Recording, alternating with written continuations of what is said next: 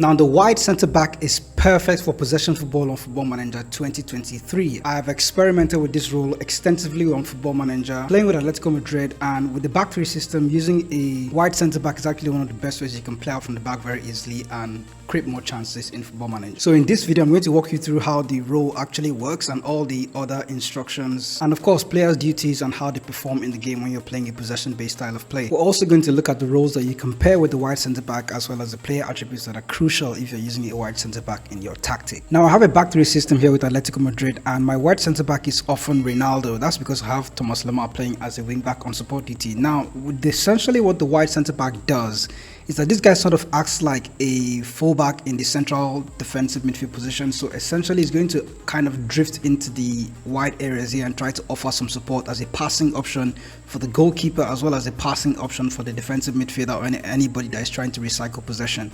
Now, on defend duty, I currently have him on support, but on defend duty, the wide centre back traditionally is going to act like that fullback option, trying to recycle possession, and he's rarely going to look to get forward. But it gets interesting when you have your wide centre back play on support. This is actually the role I've been using as the role I enjoy the most playing with Ronaldo. So what the wide centre back on support DT is going to do is this guy is going to both underlap and overlap at the same time. So if you're using a traditional fullback, he's going to tend to overlap, or if you ask him to underlap, he's going to do that. If you're using a wing back, he's going to tend to overlap all the time. If you're using an inverted wing back, he's going to tend to underlap.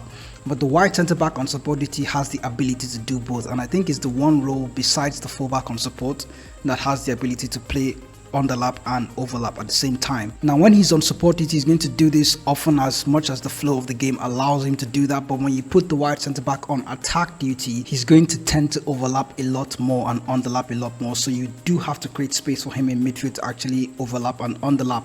Now, in the case where I have let's say I have two attacking midfielders, one on the left and one on the right hand side, the underlap instruction is not going to be very prevalent for my wide centre back in this position. But if I do have him play, let's assume Veloso was playing on the left hand side like this, then my wide centre back is obviously going to underlap more than overlap. So let's just get that very clear. Now, before we look at the roles that you compare with your wide centre back, let's take a look at the attributes that are quite important for the wide centre back. I'm going to use Ronaldo as an example because he's the one player that I've actually gone on to use to play this role. Ronaldo is very suitable for the wide centre back role, although he's traditionally a fullback or wing back on the fullback role. You get what I mean?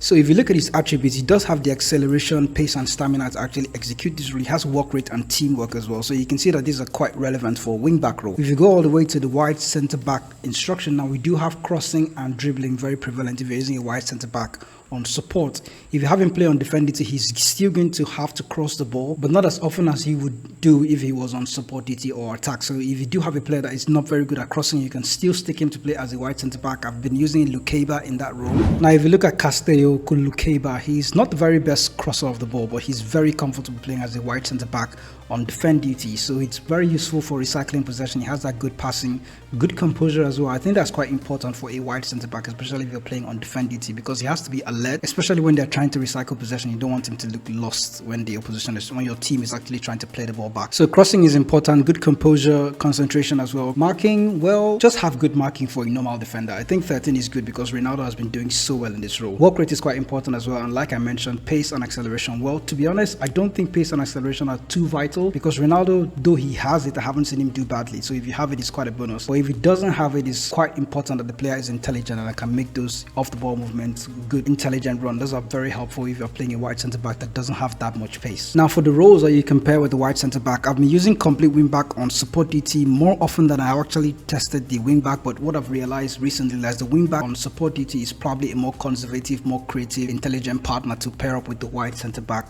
on support DT or even on attack DT. You have a lot more cover that way, but if you want to be expansive, if you're playing against a team that is not as strong as you are, you can actually go for the complete wing backs. You can use that to overload the flanks and try to oppress the opposition that way. Why I settled for complete wing backs before was because I didn't have anybody playing on the flank, so I needed somebody to actually help out with the flanks, so like two players, so my complete wing back and then my wide centre back. Of course, another vital position to actually consider when you're selecting a wide centre back is who your DMs or central midfielders are going to be. So I've noticed that the Segundo Volante works quite well, but he's going to be running a whole lot. So if you do have your wide centre back on support DT, you may not need your Segundo Volante to be on support or attack. You can actually use a different player for that role, but if you have your wide centre back on defend DT, it's very comfortable. You can go on to use your Segundo Volante volante, allowing to have a lot more freedom to actually run in the half spaces. So I've noticed that defensive midfielder on support duty, ball winning midfielder on support duty, they do work well with the wide centre backs. In case you didn't get the idea, Segundo Volante as well does work well with the wide centre backs. So if you have any more questions regarding the wide centre backs, do let me know in the comment section. Or if you have any more questions about a different role on Football Manager, do let me know in the comment section. I'd like to get that to you and give you my own opinion of how those roles tend to work. If you enjoyed this video, remember to leave a like on it and also to subscribe to the channel if you aren't already subscribed. I'll catch you much later with more Football Manager content like this, and especially with the coming of Football Manager 2024. You gotta stay tuned with everything that is going down. I will be sharing tactics, OP team instructions, OP roles, FM 2024 guides here on the channel. Stay up to date with all of those, and remember to turn on the notifications bell so you can get notified when a new video comes out. I will see you in the next video.